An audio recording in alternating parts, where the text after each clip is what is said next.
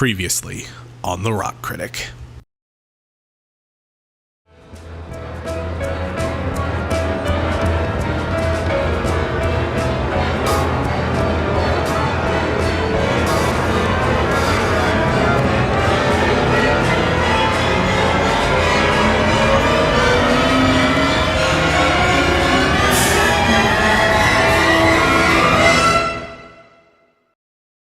Crash, what did Green Day do to pick themselves back up after these albums failed? Once you know the answer to that question, you'll know why I'm heading out there.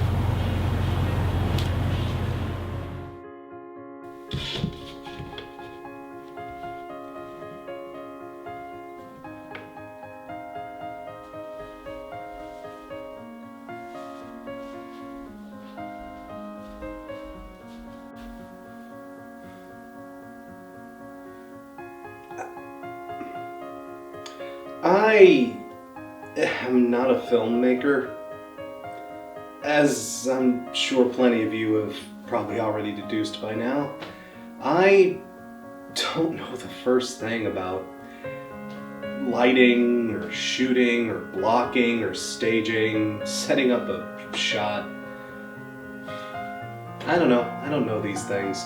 And the only reason I used this painting for so long was, well, it made a much better backdrop than the plain white walls of my apartment at the time.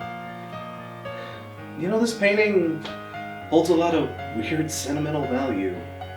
An old friend of mine who's actually a professional artist painted this for me a long-ass time ago. It's actually an original abstract based on me personally. The painting is actually titled The Crash. I like it. And I'll always have a sentimental little place in my heart for it. But times change. And I'd say we're long overdue for one.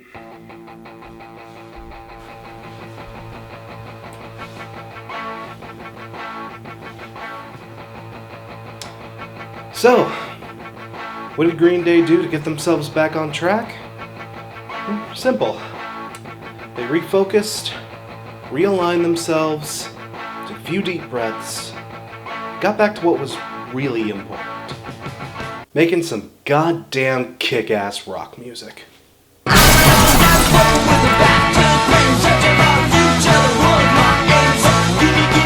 But man, it wasn't like a get up and go right away kind of thing. This shit took a bit of time, and like we briefly touched on in the last video, everything came to a head at the iHeartRadio Music Festival. Fuck this shit. I'm gonna play a fucking new song. Fuck this shit. Billy, my dude, don't sweat it, man. I'm here from the future to tell you, you get yours in the end. This tea is exquisite. But yeah, from here, Billy would immediately check himself in for a stint in rehab, and by his own admission, he wasn't taking very good care of himself. And you know what? Ask anybody who's had to kick a drug habit, even a small one like cigarettes. It's not an easy thing to do. Hell, it's hard even admitting you've got a problem, so good on Billy for being able to, step up and get himself straightened out. Once Billy was out of rehab, though, the band carried on with another tour. And even despite the lukewarm to straight up cold reception the trilogy was getting, the band was still setting record-breaking attendance during those shows, and hell, on the European leg, they even did a few sets where they played Dookie in all of its entirety. You lucky European shits. Towards the end of 99 Revolutions, the band even released a compilation album called Demolicious, a collection of rough, unpolished demo cuts of several tracks originally from the trilogy. And while it still wasn't warmly received, it's become somewhat of a cult favorite amongst Green Day fans, many saying that this is what the trilogy would sound like if it were actually pretty good. I mean, if it's your thing, I won't kick you in the dick for it or anything, but come on, just because you paint a giant turd a different color doesn't mean it's still not a piece of shit. Like, these are just the same old trilogy songs that I had so many other issues with, only less polished, that somehow makes them better? Question mark? Hell, Mike himself even went on to say that these songs are basically what the trilogy would have sounded like if it were released on Lookout Records. And that's supposed to be a good thing. How? Guys, I am so sick and tired of talking about the trilogy. Can we move on from the trilogy already? It hurts so bad. Though things were looking a bit sunnier here and there for the band, another big tragedy would strike in late 2014. Jason White, the band's new guitarist, would come down with a case of throat cancer, which thankfully he was able to beat, but issues with his health, along with other disclosed reasons, saw him stepping down as an official member of the group to return to a more supporting role as their touring guitarist. Again, you just gotta feel for Jason White here.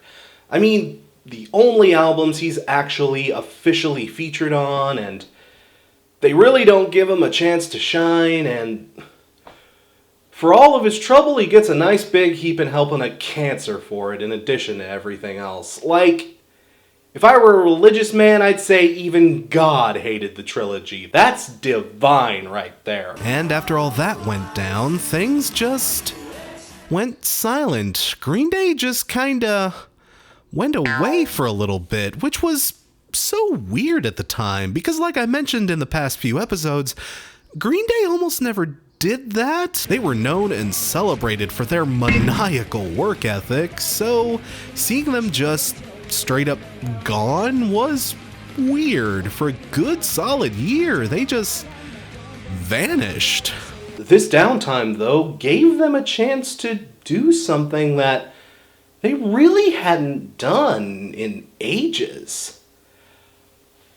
Rest.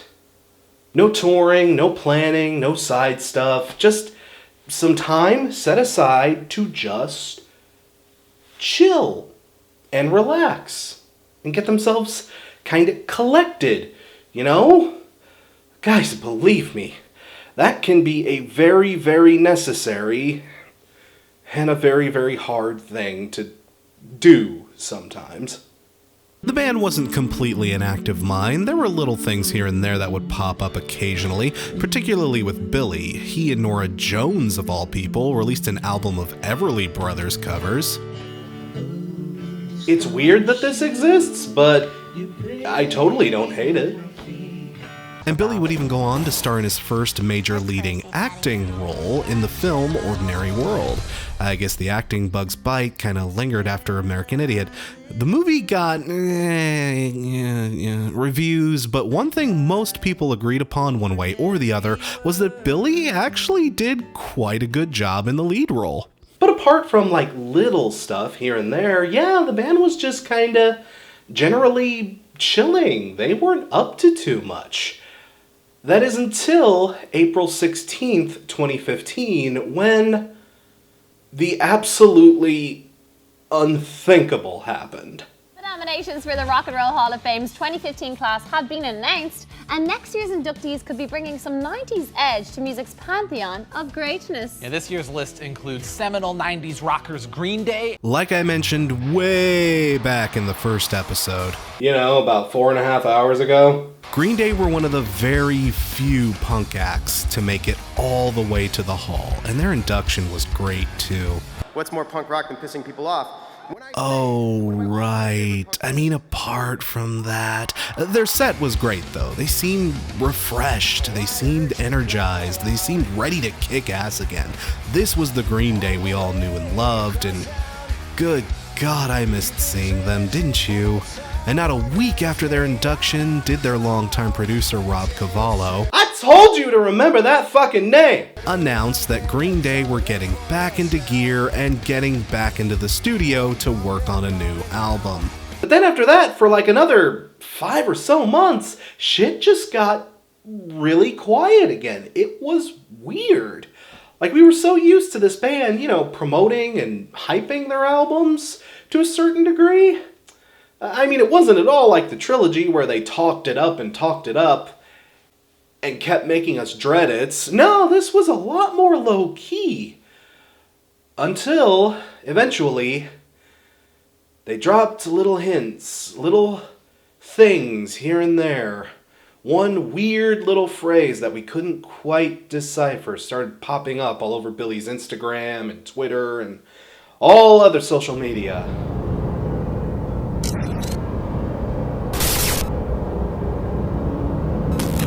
Green Day got a little cryptic with us in their social media, posting not much more than those 6 letters. What did they mean? Was it an album title, a song title? So mysterious. Well, on August 11th, the band would finally give us a bit more of a clue by dropping their new album's lead single, Bang Bang.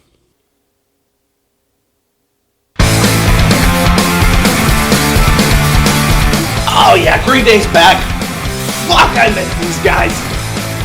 Man, I love everything about this song. It did take a hot minute to grow on me, but oh, I love it. I love it now.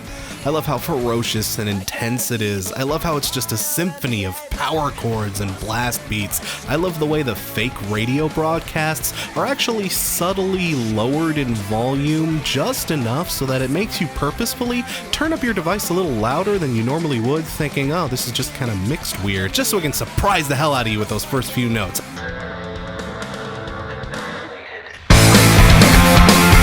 And people, after 3 consecutive snooze fests, 4 if you're a grumpy old coot like me, hearing Green Day going back to sounding like this.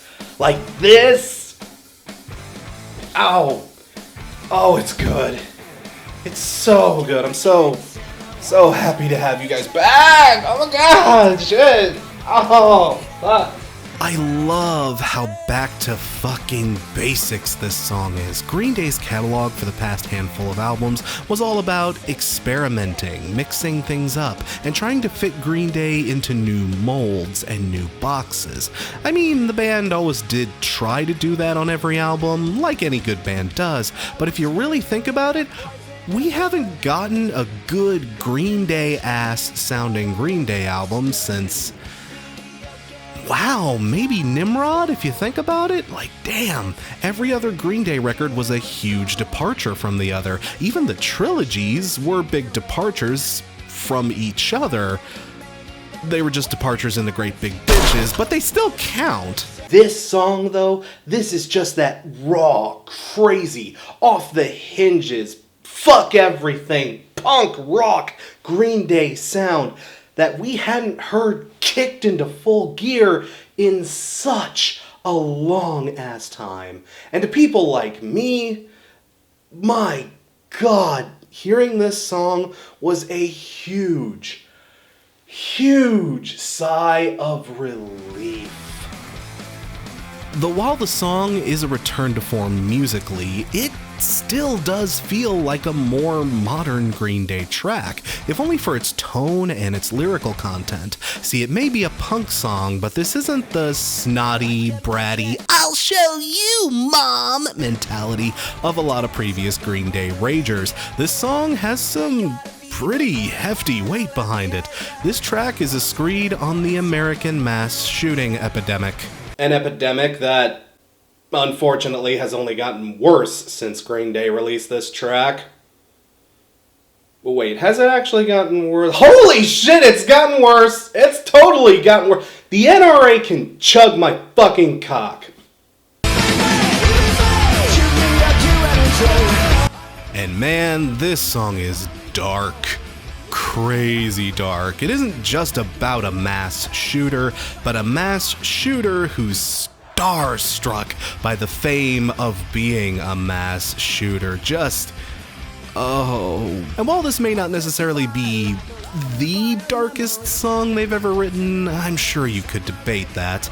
I mean, hell, this isn't even the first song they've written about spree killing. The first one that comes to mind there is Dookie's Having a Blast. But I mean, oh, listen to this.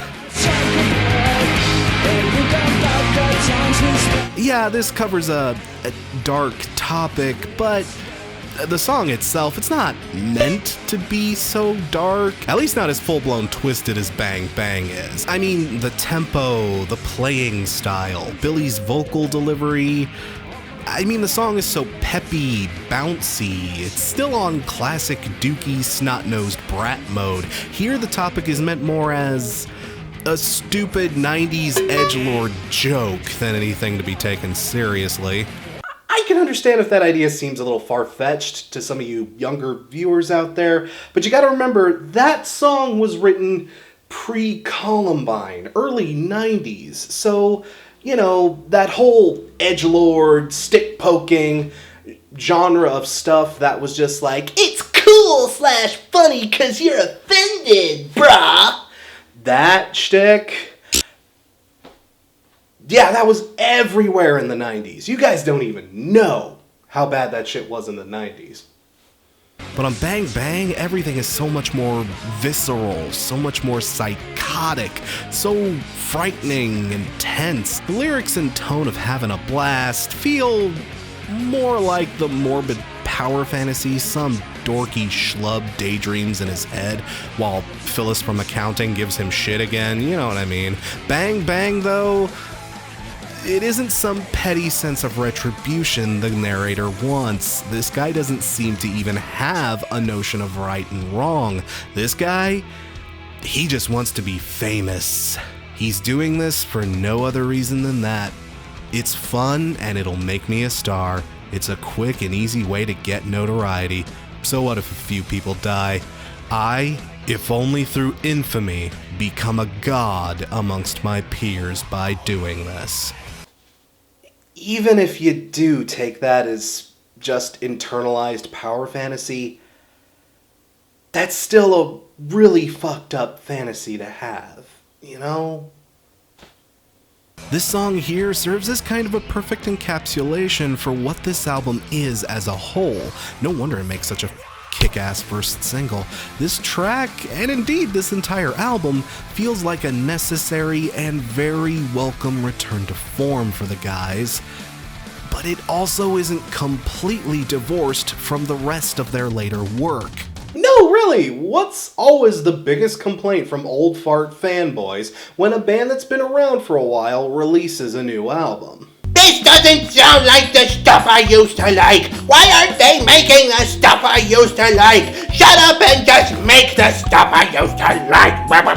But even if a band decides to do that, the fan base can still get super grumpy about it and be like, this sounds exactly like the stuff I used to like. I have the stuff I used to like. Why don't you reinvent the wheel already, Da Vinci? You've had 20 years. God, if I wanted the stuff I used to like, I'd listen to the stuff I used to like. hell, this is likely a thing even I've done in my own reviews. And the older you get, the harder that tightrope is to walk, people. But Green Day? Man, on Revolution Radio, they somehow walked it. They walked it pretty goddamn effortlessly. Take the opening track, Somewhere Now. It starts off with that simple, humble acoustic opener and those mournful, wistful lyrics. It sounds like it would fit perfectly as one of the slower numbers on American Idiot or 21st Century Breakdown, doesn't it? Until those electric guitars and drums kick in and then boom! Oh, listen to that thunder. But even then, the song is structured and paced like one of their Opera Years tracks. It's kind of the best of both worlds in many ways, and it's a wonderfully epic and huge sounding opening song. It gets us started off right. That track immediately puts us into Bang Bang, and follows that up immediately with the title track, another bouncy, fluid, punk rock rager, with just as much intensity as the previous track, but with much more of a good old-fashioned punk rock, fuck the system, middle finger in the air mentality. Guys, again, I just have to emphasize that after 4 or so albums of Green Day just kind of humming and hawing and being non-committal about punk rock and going in all these different directions that weren't punky sounding, to hear them come back like this, just, oh god, it's so good. I ain't even got words. What's up?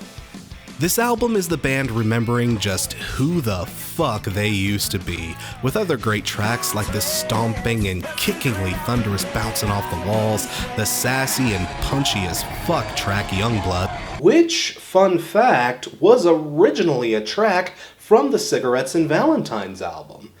This is probably the closest thing we'll ever get to having a taste of what that album might have sounded like, and it totally sounds like it would have been pretty freaking legit, doesn't it? Like, I could see this song working on American Idiot, no problem. This totally sounds like a What's-Her-Name track, doesn't it? Too Dumb to Die is another one of those songs a bit like Somewhere Now, in that it starts off slow in order to deliver a much more pronounced punch when it does pick up this full punk rock steam, and it totally works in my opinion. And Forever Now, the penultimate song, which is another longer multi-part track, more akin to their opera years style of song construction, still feels like a good old-fashioned Green Day PAF track, if only because it just never, ever lets up. It's constantly intense, constantly in your face, and up until the very end, never stops feeling like a good old-fashioned Rage in the Pit style Green Day punk track. And that was awesome to see. They didn't have to chuck out the baby with the bathwater in order to make this new sound. And while there still are plenty of good classic Green Day callbacks on this album, it still feels like a step forward for them as opposed to a regression backwards. The grandiosity, the complex song construction, the ability to create dynamic tension and huge emotional weight with songs, that's all still here too, but it's all fine-tuned to an absolute T. I already mentioned Somewhere Now and Forever Now, but in addition to those, Outlaws is a rich and dense and absolutely cascading little number that feels like that classic rock vibe they were trying to capture so damn hard on Uno, except done correctly.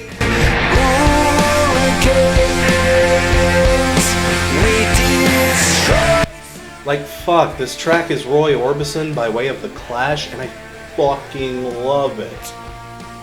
Troubled Times is another stomper of a track that borrows from the heavy and often bleak feelings of 21st century breakdown, and it too has some poignant things to say. What part of history we've learned when it's repeated? Yeah, again, this is another one of those songs that's influenced by the political climate of the time. The song was actually written back when the Trump presidency was just a really bad potential idea, and it was postulating on what that might actually look like should it come to pass. And we live in troubled times. Yeah, I'd say Billy got it pretty spot on. In the man's own words, no Trump, no KKK, no fascist USA. Don't at me.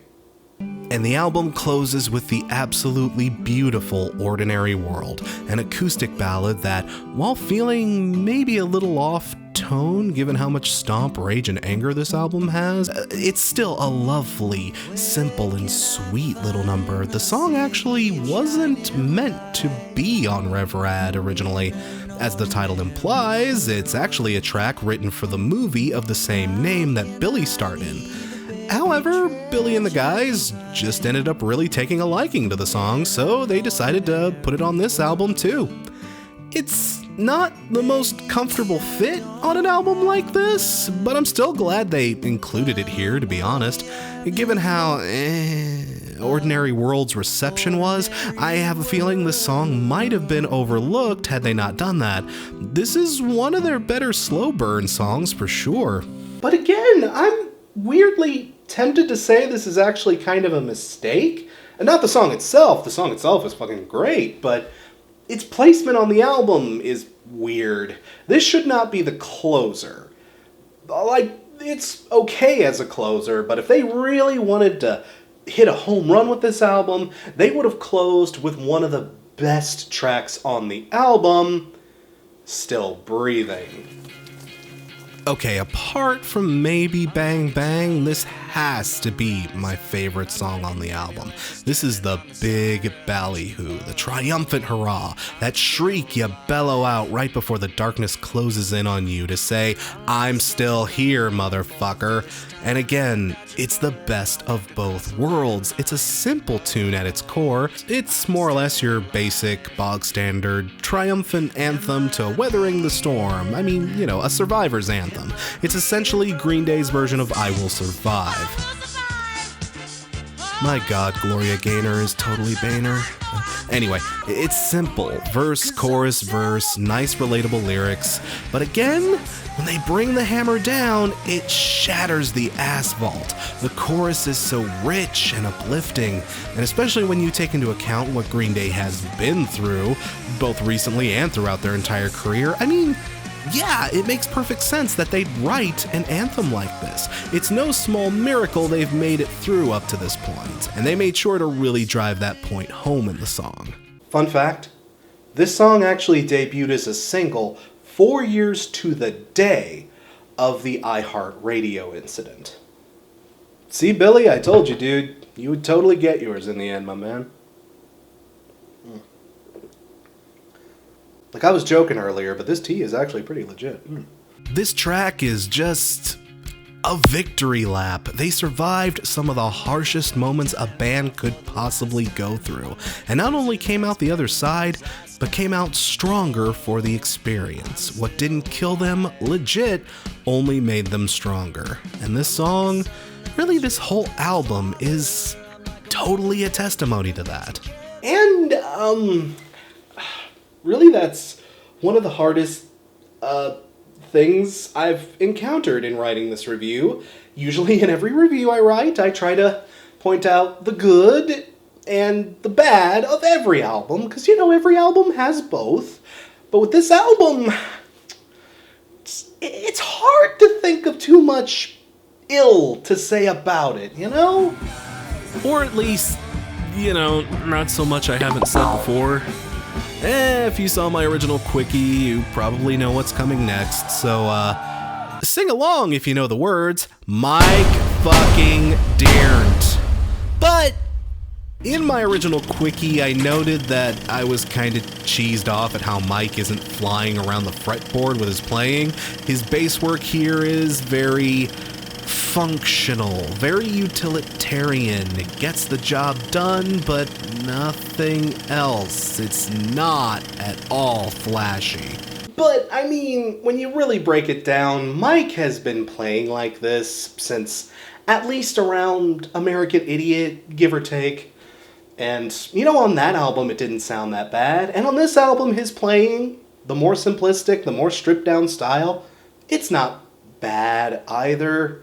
You know, that style of playing only doesn't work on albums like The Trilogy and 21st Century Breakdown because none of the other guys were pulling their weight either, so it really stuck out. But, you know, on here it doesn't hurt anything. Maybe doesn't help a lot, but it doesn't hurt a damn thing. So, your mileage may vary, you know?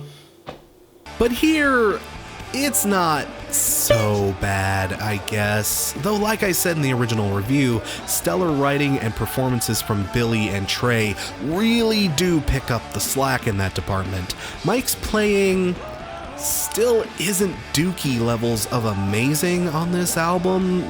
It is one of those leftover elements from the past few years that hasn't really gone away yet. But it is still something you gotta be actively looking for in order to be pissed off by it, I guess. He does a fine job.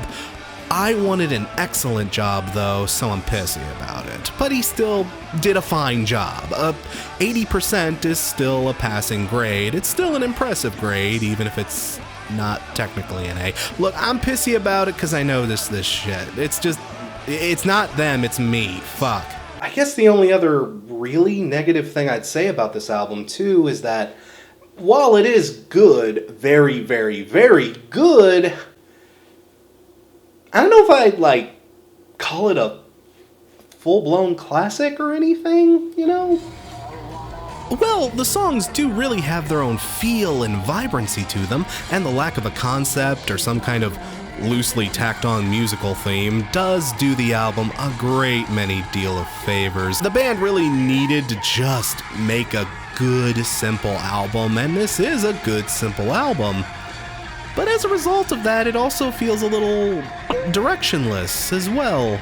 Not to a terrible degree, mind, the themes of civil unrest, paranoia, and societal dissatisfaction all still ring true and are very well elaborated upon. But, well, like I already mentioned, some songs like Ordinary World and Young Blood can feel a bit out of place. They are out of place. They're from totally different albums. And maybe the choruses and riffing, while tight and supremely well executed, also aren't exactly their catchiest. But I mean, in the face of all the outstanding work on this album, most of the gripes I have just still feel like nitpicks, especially when taken against the grand scheme of things. Is this the best Green Day album ever? I don't think so, at least not when compared to some of the greatest punk albums in rock history that it unfortunately has to be measured against. Nah, it doesn't necessarily measure up to that, but it's solid. It's very damn solid. Hell, this is one of the most solid records I think I've ever heard. Is it a classic? Well, no, I guess not, but this album doesn't necessarily have to be, you know? Green Day were getting grossly over-encumbered by all the extra elements and unnecessary factors they kept trying to add to their sound. I mean, sure, it was epic and bombast and damn interesting at first, but the more stuff they tacked on and the more extra things they tried to do and the extra directions they tried to go in, it steered them in a direction they weren't really well suited to go into. And their quality suffered as a result of it. And as a result of doing all that extra shit, they came damn near close to suffocating the very thing we liked about them, the thing that made us watch them in the first place. And they ran themselves ragged trying to do it, too. Wow. What the band needed was an about face, a big, fat reminder as to who they were and why they started doing this in the first place. And I'd say this album is totally the about face that they needed to take. It may not be a full, about face and sprint in the correct direction, but that's not easy to do, So many bands over the years have just stumbled after a few bad albums and have never ever been able to pick themselves back up afterwards. We've seen it happen a million times, and it is insanely hard to do. It can happen to anybody. But Green Day, when they fell, they got back up, they started walking in the right direction again. No, it's not perfect, but it shows us that Green Day is more than willing to learn from their mistakes and to grow and to mature. And, when we fail, when we head in the wrong direction, when we go down a path we probably shouldn't have been going down for a while, we all have to face that cold, ugly, harsh reality and, make that turnaround. It's never easy, and it's always a challenge, but with this album, Green Day proved to us they were willing to do it. There aren't many bands that are capable of that. You could argue there aren't many people capable of that. When we make mistakes like that, we all hope that we're capable of having the ability to turn around and make things right again. I certainly would like to think I'm capable of that. But hey, that's just my opinion.